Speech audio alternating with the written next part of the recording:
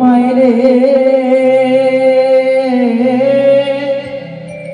আমার জাদু মায়েরে ঘুমায়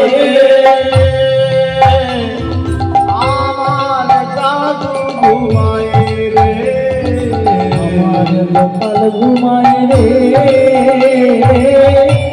জাদু ঘুমায় রে, গোপাল ঘুমায় রে, আমার জাদু ঘুমায় রে, গোপাল ঘুমায় রে, আমার গোপাল ঘুমায় আমার জাদু ঘুমায় গোপাল ঘুমায় আমার গোপাল ঘুমায় রে, আমার জাদু ঘুমায় রে।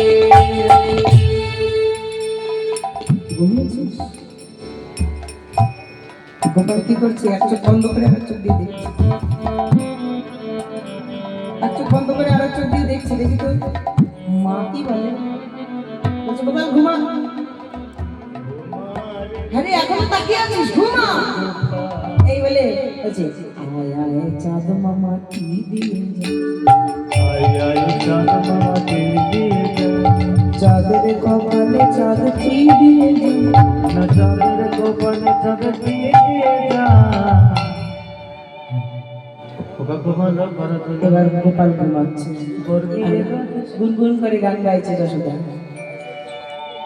গোপাল ঘুমালো জুড়ালো কি এলো দেশে, বুলবুলিতে গান পেয়েছে কাজা দেব কি এসে, বুলবুলিতে দেখিয়েছে কাজা দেব কি এসে। গোপালকে আস্তে করে নিয়ে গিয়ে নন্দালয়ে শয়ন করেছে। এবার গোপালের মনে মনে তো জানা আছে, যেই মাত্র গোপাল নন্দালয়ে শয়ন করিয়েছে মা কথা সমাধি চলে গেছে। আর গবাক্ষদার কি? গবাক্ষদার হলো ঘরের জানালা, জানালা খুলে দিয়েছে। শরৎকালে শারদীয় বাতাস গোপালের অঙ্গে লাগছে, আর শারদীয় পূর্ণিমার চাঁদ উদয় হয়েছে। শারদীয় পূর্ণিমার চাঁদ কোনটা বলুন তো? শারদীয় পূর্ণিমার চাঁদ হলো যেটা দুর্গাপূজার পরে যে পূর্ণিমাটা হয়। বৈশাখ জ্যৈষ্ঠ মাস কি কাল? আমাদের 6টা হচ্ছে ঋতু, তাহলে বৈশাখ জ্যৈষ্ঠ কি কাল? হ্যাঁ, গ্রীষ্মকাল। বৈশাখ জ্যৈষ্ঠ আষাঢ় শ্রাবণ বর্ষাকাল, ভাদ্র আশ্বিন শরৎকাল, আর অগ্রহায়ণ পৌষ না কার্তিক অগ্রহায়ণ কি? কার্তিক অগ্রহায়ণ হেমন্তকাল, আর পৌষ মাঘ শীতকাল, আর ফাল্গুন চৈত্র বসন্তকাল। বলবে যে বাবা কীর্তনী একটা নিয়ে এসেছে, পড়াশোনা শিখাচ্ছে, তাহলে 6টা ঋতু। তাহলে শরৎকাল হলো ভাদ্র আর আশ্বিন। তাহলে আশ্বিন মাসে যে দুর্গাপূজার পরে যে পূর্ণিমার চাঁদ ওঠে, সেই চাঁদ হলো শারদীয় পূর্ণিমার চাঁদ। আর সেই শারদীয় পূর্ণিমার চাঁদের আলো এসে পড়েছে গোপালের বদনে। এবার গোপাল দেখছে মা বাইরে নেই, তো বাইরে নেই। এবার হাতে মোহন মুরলীটি নিয়ে গোপাল আমার ঘরের বাহিরে বেরোলো। তাই ভাগবতের 18 নম্বর শ্লোকে বলছে, কি বলছে? ভগবান পিতারাত্রে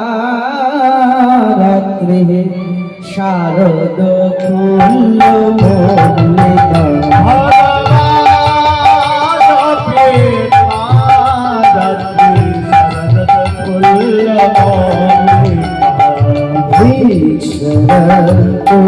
মনস্তা করে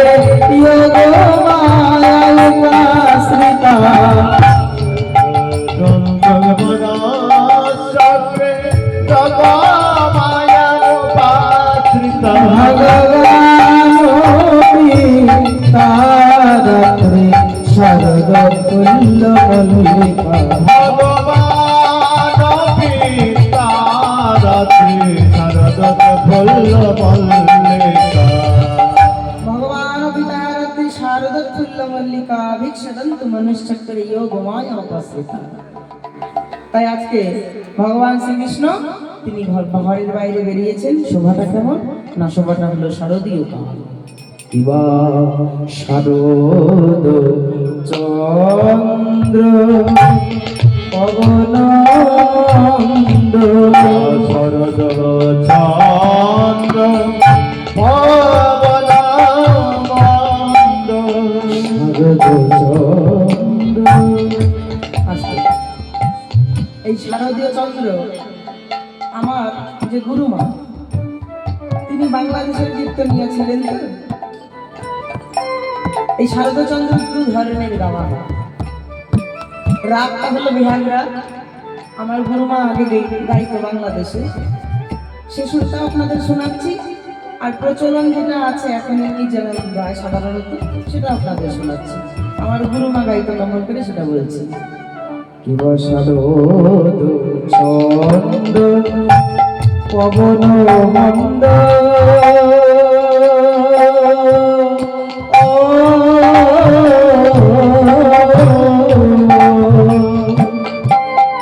বিপিনে ভরল কুসুম গন্ধ রে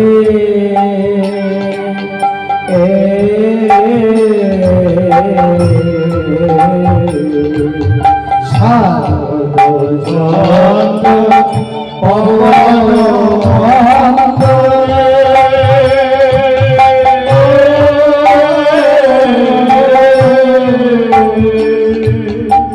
বিপিনে ভরল কুসুম গন্ধ রে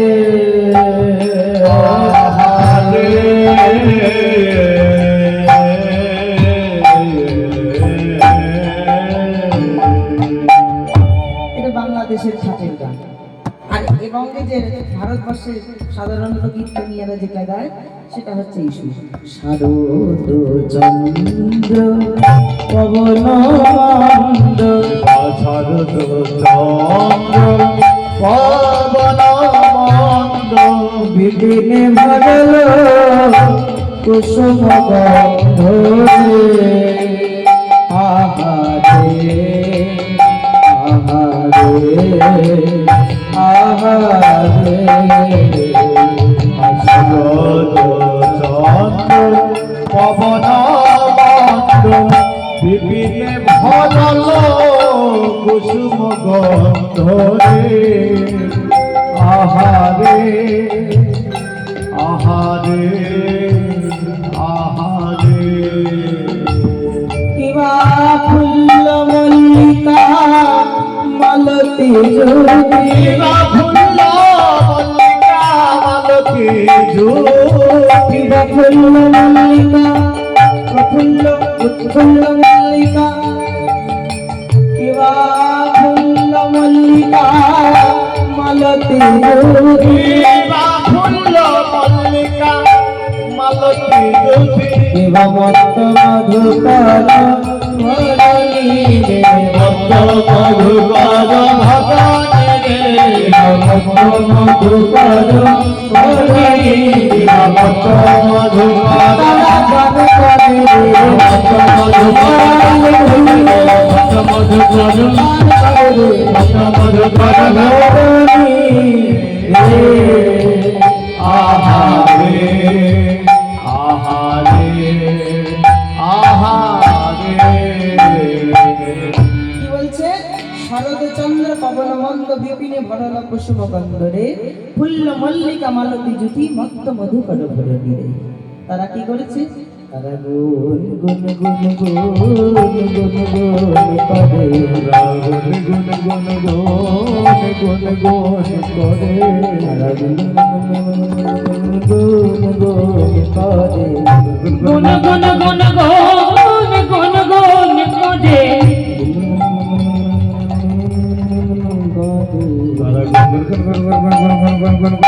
তারা গুন করে বলিয়ে ফুলে ফুলে প্রতি ফুলে ফুলে, তারা গুন গুন গুন গুন গুন গুন করে, তারায়ে ফুলে ফুলে নানা ফুলে ফুলে গুন গুন গুন গুন গুন গুন গুন গুন করে। আজকে ফুল ফুটেছে, ফুলটা যেন ভ্রমণকে বলতে যাচ্ছে, ও ভ্রমণ, তুমি আজকে আমাদেরকে প্রশ্ন করো না, কারণ আজকে রাস নৃত্য গীত করবে গোবিন্দ। বলছে আজকে তোমাদের মধুপান করতেও আসি নাই, তোমাদের স্পর্শ করতেও আমি আসি নাই, আমি তোমাদেরকে সাবধান করতে এসেছি। কি সাবধান?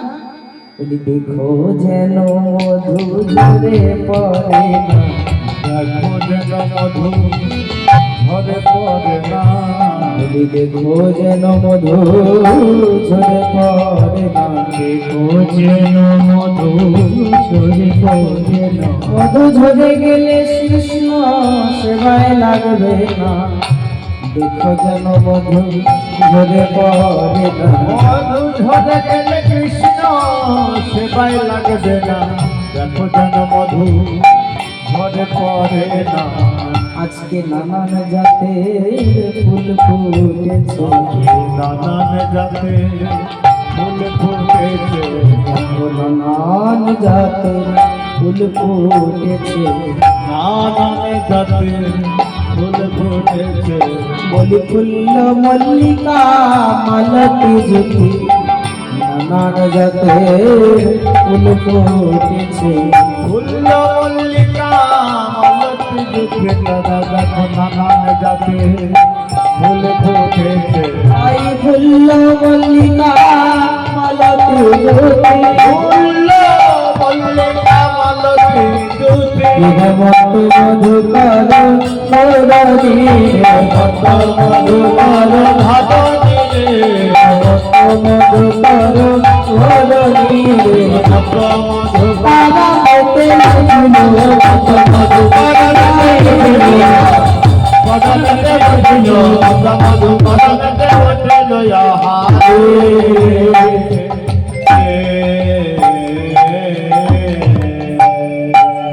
এবার গোবিন্দ সেই শোভা দর্শন করে হাতে মুরলীটি নিয়ে তিনি যাচ্ছে। কেমন করে?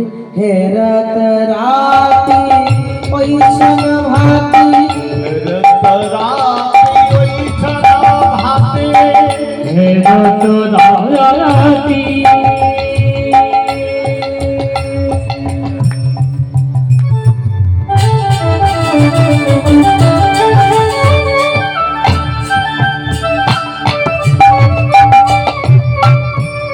रत राती ऐसन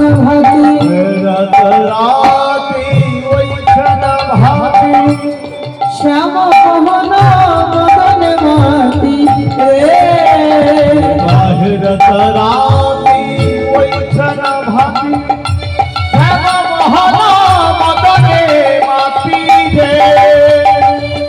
কি মাইরা চূড়া পড়বো না পড়বো না? কি বাবা না অনুমতি দিলেই পড়বো, না হলে পড়বো? পড়বো পড়বো, কারণ এটা তো প্রযোজ্য নয়, আমার অপরাধ হতো না, আমি ওই জন্যই বলছি পড়বো। হে রাত রাতি ওই জন ভাতি,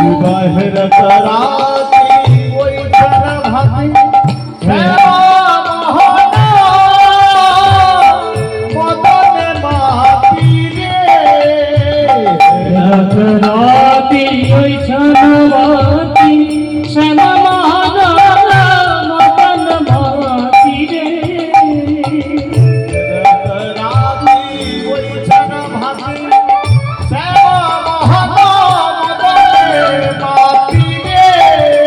শিবা মুরলী গান পঞ্চমুখা,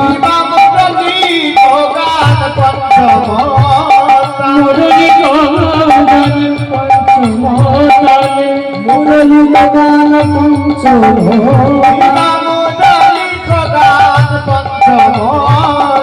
মুরলী গান বাসি বাজাইল রে, বাজাইল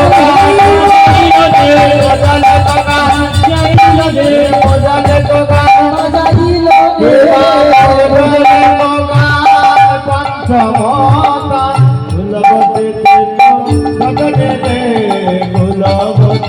তো চোরনি রে গুলবতে চেতন চোরনি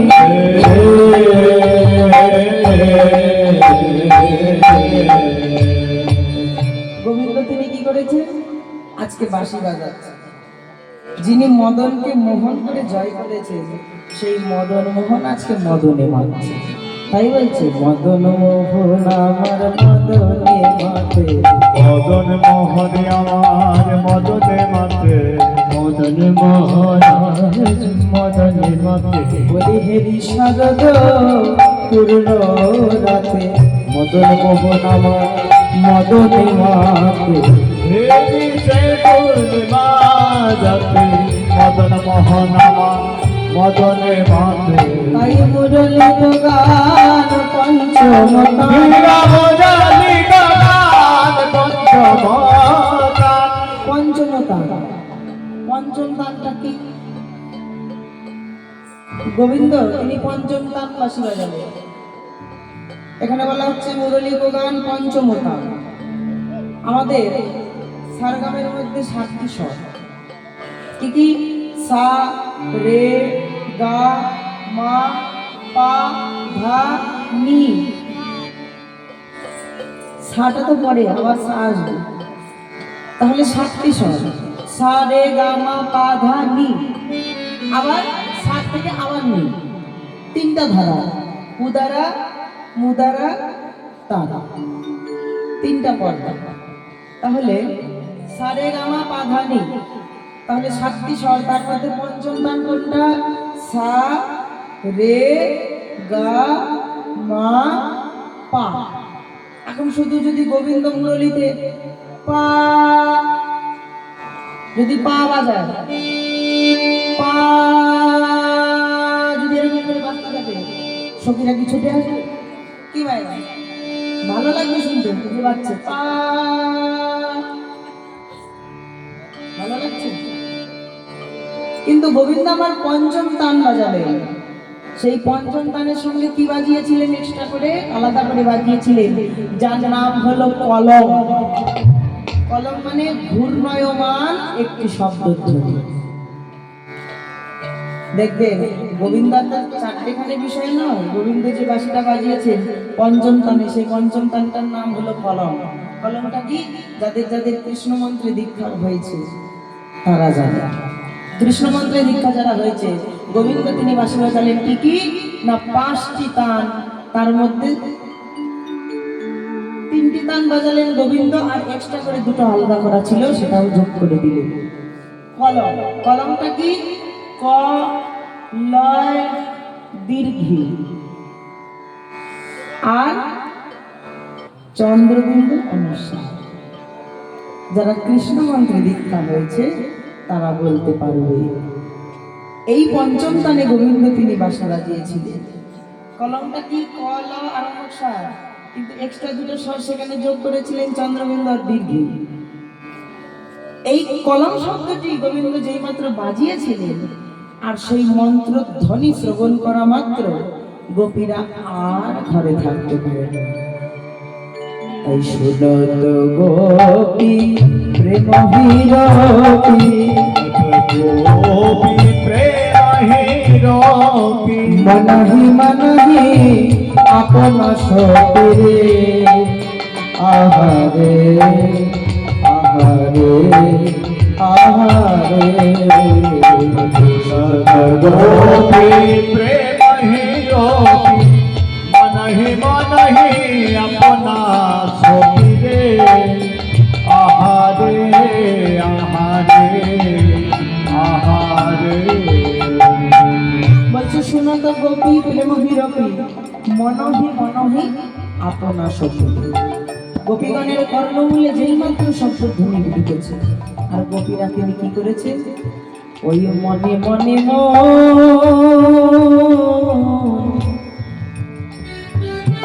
মন শোপে,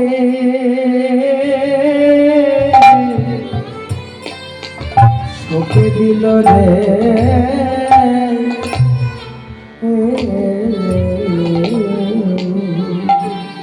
গোপী মনে মনে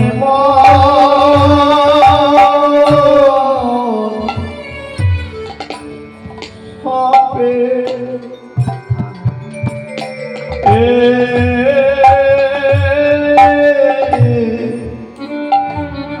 হবে দিল রে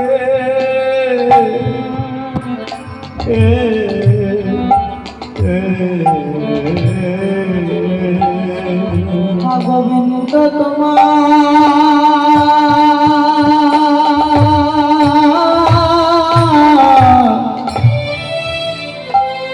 তোমার হলাম বলে গোপী মনে মনে শোকে দিল রে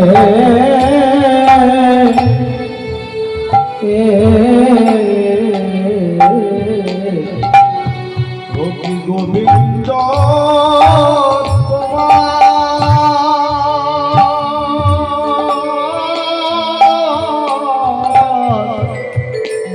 তোমার হলাম বলে গোপী মনে মনে সবে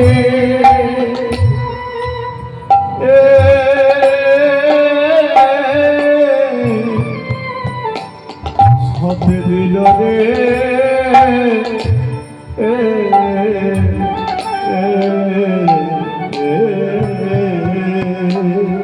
রাসের এই জায়গাটা একটু লক্ষ্য করো। গোবিন্দের পাশে যেই মাত্র শুনেছে গোপীরা তারা মনে মনে মন সঁপে দিচ্ছেন গোবিন্দের চরণে। হে গোবিন্দ, সময় অসময় তুমি জানো না, যখন তখন তুমি বাঁশি বাজাও। কোন গোপী হয়তো স্বামীকে সেবা দিয়ে স্বামীর সঙ্গে এখন শয়নে যাবে, ঠিক সেই সময় বাঁশি বেজে উঠেছে। স্বামীকে পরিত্যাগ করে গোপী ছুটছে। কোন গোপী হয়তো গাভী দহন করতেছিল, দহন কার্য ফেলে রেখে যেই মাত্র বাঁশি বেজেছে ছুটে চলেছে।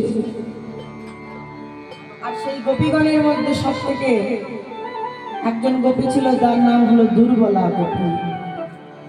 সেই দুর্বলা গোপী চলতে পারে না। সেই দুর্বলা গোপীর গায়ে কোনো শক্তি নাই, কিন্তু গোবিন্দকে এতটাই ভালোবেসেছিল তিনিও মনে মনে মনটাকে সঁপে দিলেন গোবিন্দের রাকুল রঙাচরণে। যেই মাত্র বাঁশির ধ্বনি শুনতে পেয়েছে সঙ্গে সঙ্গে দুর্বলা সেই গোপী তিনি ছুটছেন হামাগুড়ি দিতে দিতে, হাঁটতে পারে না, হামাগুড়ি দিতে দিতে যাচ্ছে। যেই মাত্র যাচ্ছেন আর ওদিকে গোপীর স্বামী গোপ তার হাত দিয়ে পরশ করে বলছে, গোপী গোপী তুমি কোথায় যাচ্ছ? এত রাত্রে তুমি কোথায় যাচ্ছ? স্বামী, আপনি জানেন না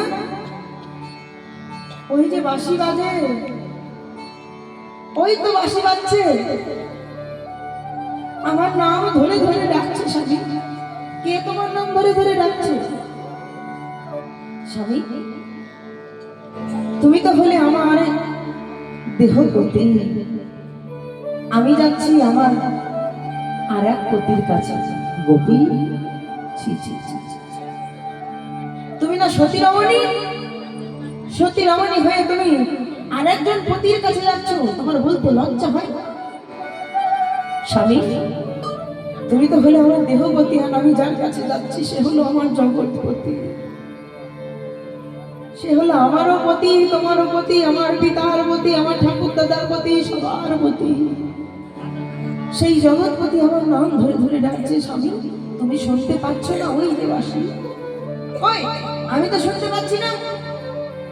স্বামী, আজকের মতো আমাকে ছেড়ে দাও, আজকের মতো আমাকে বিদায় দাও, আমি জগৎপতির কাছে যাবো, আমাকে বিদায় দাও। গোপীর কথা শুনে তার স্বামী তার কেশ স্পর্শ করে টানতে টানতে নিয়ে গেল ঘরের মধ্যে। কেশ স্পর্শ করে টানতে টানতে নিয়ে গিয়ে গোপীকে বলছে, গোপী, এত বড় স্পর্ধা তোমার, আমার উপর দিয়ে তুমি কথা বলো? আজকে তোমার আমি ঘরের মধ্যে গৃহবন্দী করে রাখলাম, দেখবো তোমার জগৎপতি কি করে এসে তোমাকে নিয়ে যায়, আর আমরা দেখবো তুমি কি করে ঘরের থেকে দূর হও। কেশ স্পর্শ করে নিয়ে এসে হাত পা বেঁধে ঘরের মধ্যে দরজা জানালা বন্ধ করে তাকে আটকে রাখলে।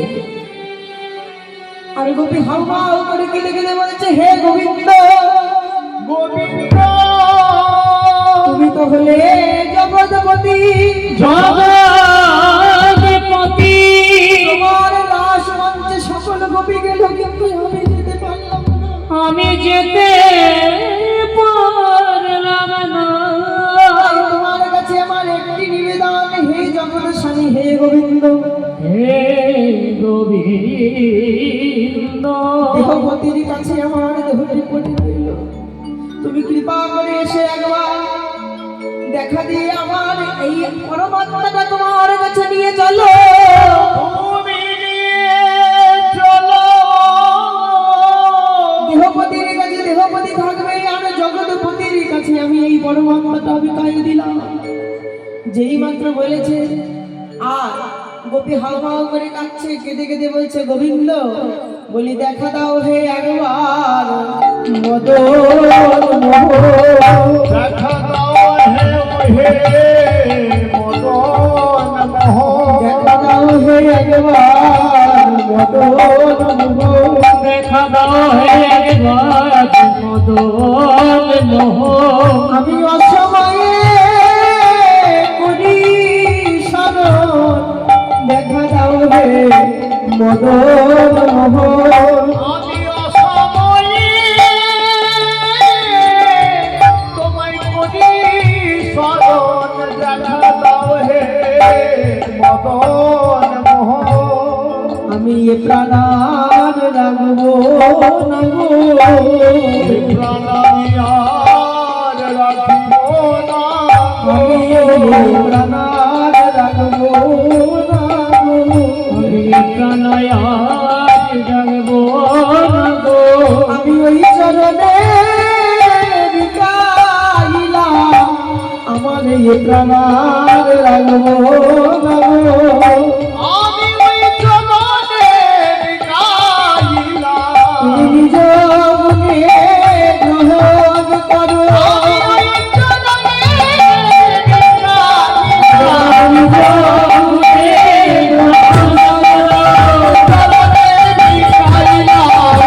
মনে গ্রহণ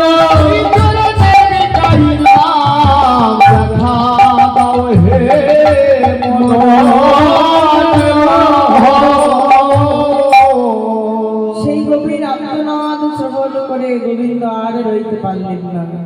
একটি পুষ্পরথ সুন্দর করে সাজিয়ে দিয়ে সেই গোপীর আত্মাটাকে গোবিন্দ তিনি নিজ গুণে কৃপা করে রাস মঞ্চে নিয়ে গেলেন।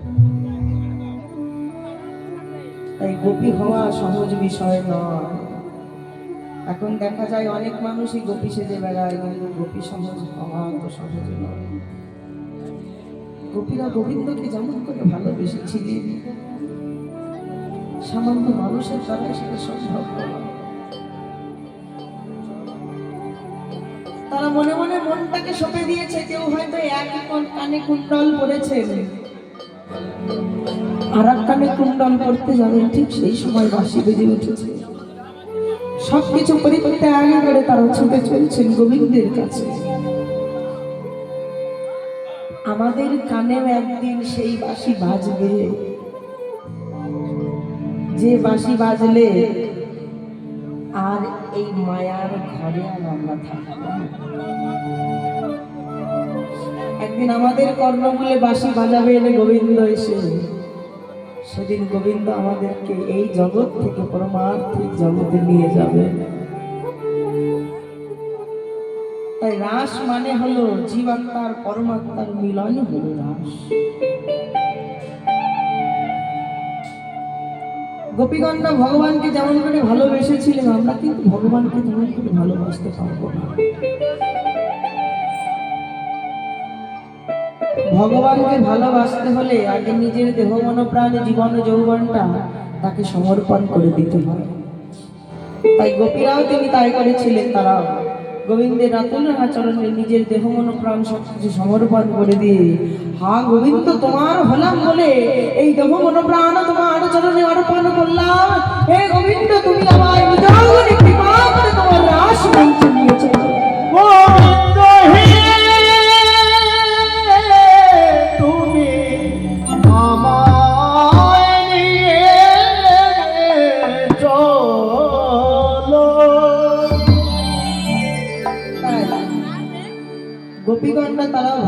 ভালোবেসেছিলেন ভগবানকে। আর এই ভালোবাসার প্রতিফলন স্বরূপ হলো রাস। যে রাস শুধু নৃত্য নয়, ভগবানের প্রতি আত্মনাদ, ভগবানের প্রতি আত্মবিশ্বাস, ভগবানের প্রতি আত্মসম্মান। তাই গোপীরা কি করেছেন আজকে সবাই মিলে, কেউ কারোর বদন দেখতে পাচ্ছে না, অন্ধকার রাত্রে আজকে তারা সবাই মিলে যাচ্ছেন। সুরত গোপী ব্রহ্মীর অপি মনহি আপনা সফিরে। আর কি করেছে, এবার গোবিন্দ বাঁশি বাজিয়েছেন আর সবাই মিলে যাচ্ছেন। কেমন করে, খসনা বাসনা রসনা চেলি এক কুণ্ডল দোলনি রে। এবার সবাই মিলে পথ দিয়ে যাচ্ছেন, পথ দিয়ে যেতে যেতে কেউ গোপীর কারোর মুখ দর্শন করছে না। আজকে গোবিন্দের বাঁশির ধ্বনি শ্রবণ করে সবার সাজা ভুল হয়ে গেছে। কেউ চোখে আলতা পড়েছে, কেউ পায়ে কাজল পড়েছে, বুকে কেউ মেহেন্দি অর্থাৎ মেহেন্দি দিয়েছে, কেউ হয়তো কোমরে ফুলের মালা গেঁথেছে, গলায় কোমরের বিছা পরা কোমরের বিছা গলায় পড়েছেন, গলার হার কোমরে পড়েছেন, সব সাজ উলট পালট হয়ে গেছে। সেই সাজ নিয়েই আজকে গোপীরা চলছে কোথায় না রাস মঞ্চে।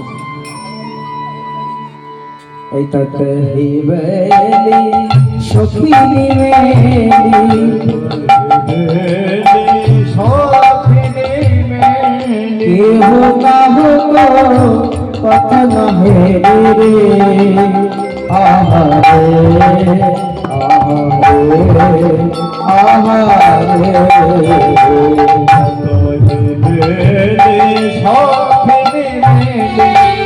কেহু কাহু পথ নাহে রে। আহারে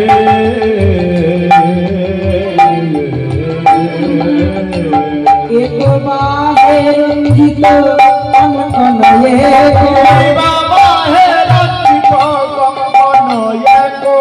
বাহে রঞ্জিত কনকনয়ে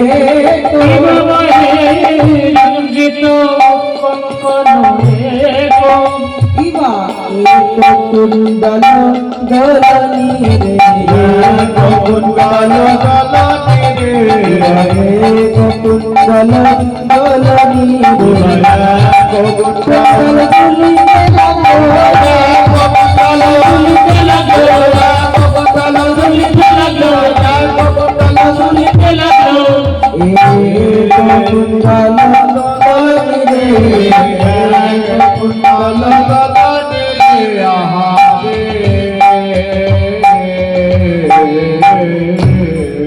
সবাই মিলে আজকে যাচ্ছেন কেমন করে না, তাদের বসনটা পড়ে গেছে, ধুলার সঙ্গে গড়াগড়ি খাচ্ছে, সেই অবস্থায় ছুটে চলেছে। অন্ধকারের রাত্রিতে তারা সবাই মিলে দৌড়ে দৌড়ে যাচ্ছে কেমন করে। ততহি বেলি সখিনী বেলি কেহ কাহো পথ নহে সখী বেলি কেহ কাহো পথ নহে।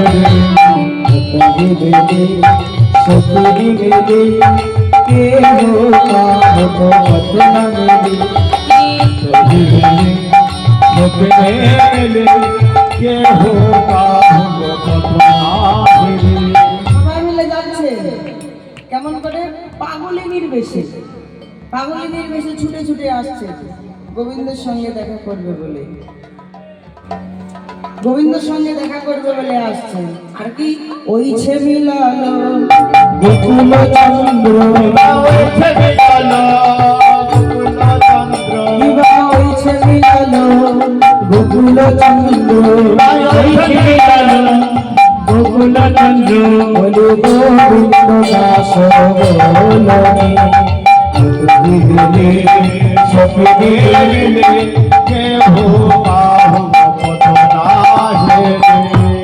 সবাই মিলে এসে দাঁড়িয়েছে, আর ওদিকে সবাই মিলে গোপীগণকে সঙ্গে করে নিয়ে রাস মঞ্চে প্রবেশ করেছে। আর ওদিকে ভগবান শ্রীকৃষ্ণ তিনি দাঁড়িয়ে আছেন। এসো কৃষ্ণ কে সেজেছে, এসো এসো এসো।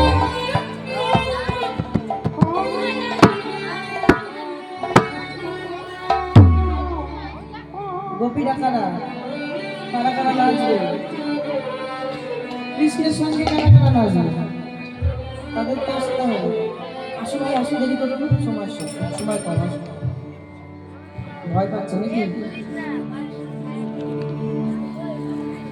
আজকে গোবিন্দ গোপীগণকে জিজ্ঞাসা করছে, ও গোপীগণ, তোমরা কেন এসেছো?